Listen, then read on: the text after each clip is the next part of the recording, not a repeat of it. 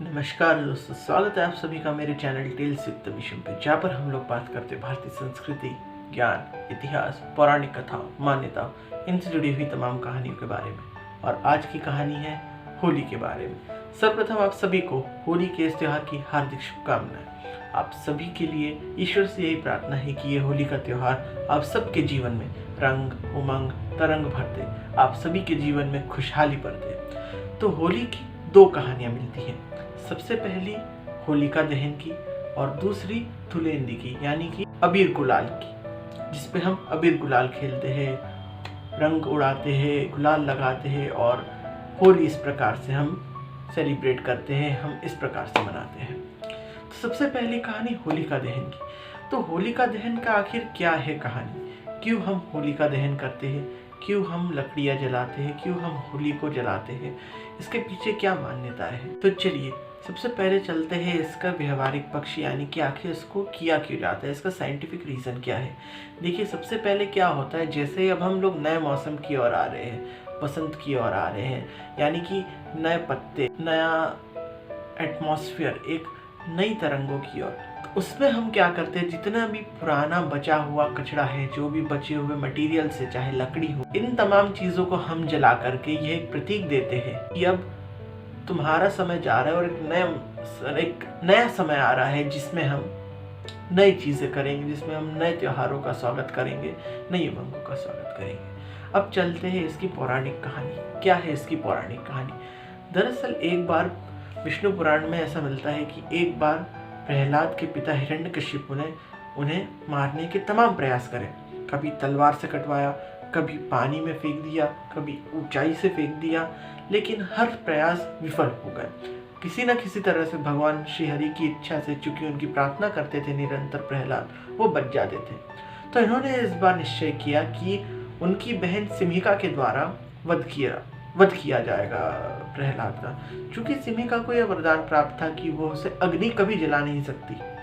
तो बस इसी का फायदा उठाया हिरण्यकशिपु ने और कहा कि प्रहलाद को लेकर के बैठेगी सिमिका।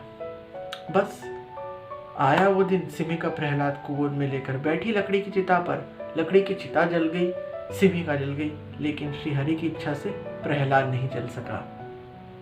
और उसी सिमिका को हम आज जली हुई होलिका कहते हैं। ये कहानी दर्शाती है कि बुराई कितनी भी हावी क्यों ना हो, कितनी भी ताकतवर क्यों ना हो, सच्चाई का एक तिनका उसे उड़ाने के लिए काफ़ी है।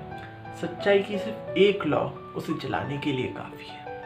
और यही हमें सिखाती है कि आज होलिका दहन के दिन हम कोशिश करें कि जितने भी अपने अंदर के राग, द्वेष, बुराइयाँ हैं, वह सब इस होलिका को समर्पित कर दें और श्रीहरि के, भगवान के ध्यान में लग जाए और उनसे प्रार्थना करें। यह थी पौराणिक कथा। अब हम चलते हैं दूसरी कथा की ओर कि धुलेंडी, होली, गुलाल, रंग बिरंगे हम क्यों खेलते हैं उसके अगले दिन। तो दरअसल कहानी कुछ यूँ है कि एक बार जब श्री कृष्ण अपने श्याम वर्ण को लेकर के कुंठित थे, चिंतित थे, बड़े उदास थे, तो वो अपनी माता के पास गए। बोले, मैया, मैं श्याम वर्ण का क्यों हूँ और राधा गोरी क्यों है? मुझे जलन होती है उससे, मुझे बात करने में अच्छा नहीं लगता, मुझे लगता है कि वो मेरा मजाक उड़ाएगी। तो माता से बार बार बोल रहे थे। तो यशोदा मैया ने कहा कि जा तू भी उसको अपने जैसा रंग दे, दोनों एक जैसे हो जाओ, फिर दोनों में कोई मतभेद नहीं होगा, फिर ना तेरे को डर रहेगा उसके चिढ़ाने का और ना ही फिर वो तुझे चिढ़ा पाएगी। कान्हा ने सोचा, अच्छा आइडिया है, अप्लाई करते हैं। तो बस कान्हा निकले अपनी टोली को लेकर के, अपने ग्वाल बालों को लेकर के बरसाने की और राधा को रंग लगाने। अब पहुंचे, राधा जी भी अपनी गोपियों के साथ में बैठी थी वहां पर। उन्होंने कहा, आंखें बंद करो, तुम्हारे लिए एक सरप्राइज, एक तोहफा है, एक उपहार है। राधिका ने जैसे ही आंखें बंद करी, उनके चेहरे पर नीला रंग मल लिया और वहां से भाग गए। यह देखकर राधिका तो गुस्सा हुई, राधा जी तो गुस्सा हुई और सभी गोपियों के साथ उनके पीछे भागी। ग्वाले तो सारे भाग गए, लेकिन श्री कृष्ण पकड़ा गए और नतीजा, उन्हें साड़ी पहन के नचाया गया और लाठियों से उनकी पिटाई हुई। और इसी का एक प्रचलित आज एक प्रथा है बरसाने में लठमार होली की, जिसमें महिलाएं लाठी लेकर के पुरुषों के ऊपर मारती और पुरुष उन्हें रंग लगा के डलिया से अपने आप को बचा के भागते हैं। बहुत ही रोचक कथाएं है ये। कथा रोचक हो, प्रासंगिक होने के साथ साथ ये भी सिखाती है कि जीवन में एक उमंग, एक उल्लास हमेशा रहना चाहिए। हमेशा खुशी खुशी हर चीज़ों को हमें देखते रहना चाहिए, उनमें खुशियाँ ढूंढती रहनी चाहिए। छोटा सा जीवन है, न जाने कब क्या हो, इसीलिए खुश रहिए, हमेशा अच्छे रहिए, स्वस्थ रहिए। और इसी की पेशकश है एक कविता के रूप में आप सबके समक्ष पेश है कविता होली पर राधा और कृष्ण की नोक-झोंक की नटखट होली की। पेश है कविता।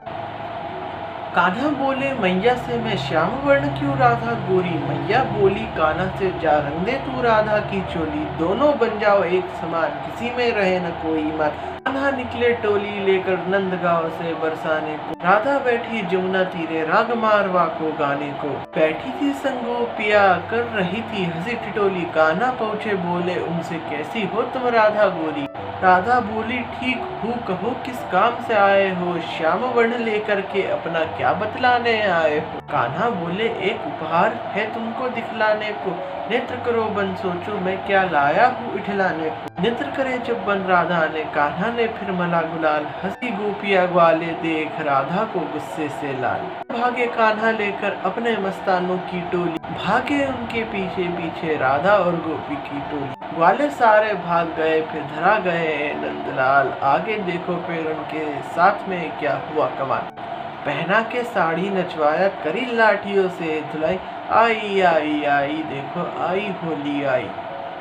उम्मीद करता हूँ आप सभी को ये प्रस्तुति पसंद आई होगी। इस तरह की और प्रस्तुतियाँ और कहानियाँ सुनने के लिए आपके अपने तमीशम पंड्या के इस चैनल को लाइक कीजिए, ज़्यादा से ज़्यादा लोगों तक शेयर कीजिए और सब्सक्राइब कीजिए।